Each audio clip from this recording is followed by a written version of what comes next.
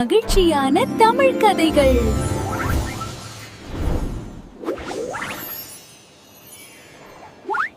மீனும் சிறுவனும். ஒரு சிறிய மனசு கதை. கடற்கரை அருகே உள்ள ஒரு மீனவ கிராமத்தில் அருண் என்ற சிறுவன் இருந்தான்.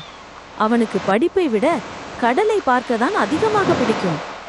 ஒவ்வொரு மாலையும் அவன் தனியா கடற்கரைக்கு போய் அலைகளை பார்த்துக்கிட்டே உட்காருவான்.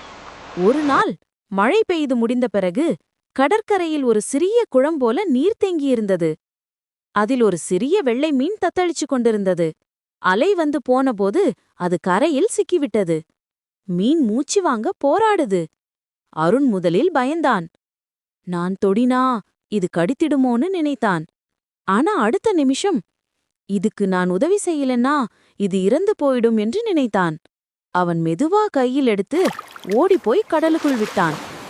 மீன் 2 முறை சுற்றி வந்து அவன் கையை தொட்டு போனது. அருண் சிரிச்சான். அந்த நாள் அவன் ரொம்ப சந்தோஷமா வீடு திரும்பினான். சில நாட்கள் கழித்து ஒரு மாலை அருண் வழக்கம் போல கடற்கரையில் விளையாடிக் கொண்டிருந்தான். அவன் ஒரு பெரிய கல்லின் மேல் ஏறி நின்று அலைகளை பார்த்தான்.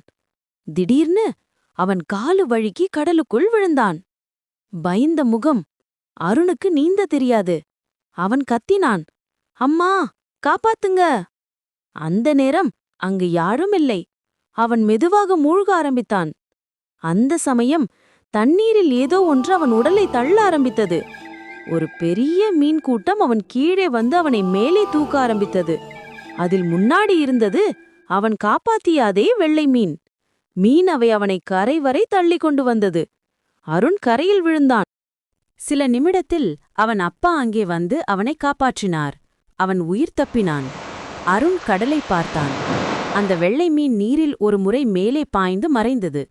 அவன் மெதுவாக சொன்னான், நான் ஒரு நாள் உதவி செய்தேன். இன்று அது எனக்கு உயிரை காப்பாற்றியது. வணக்கம் நண்பர்களே, இன்று நம்முடன் சேர்ந்து கதை பார்த்ததற்கு நன்றி. மீண்டும் ஒரு புதிய கதையுடன் உங்களை சந்திக்கிறேன்.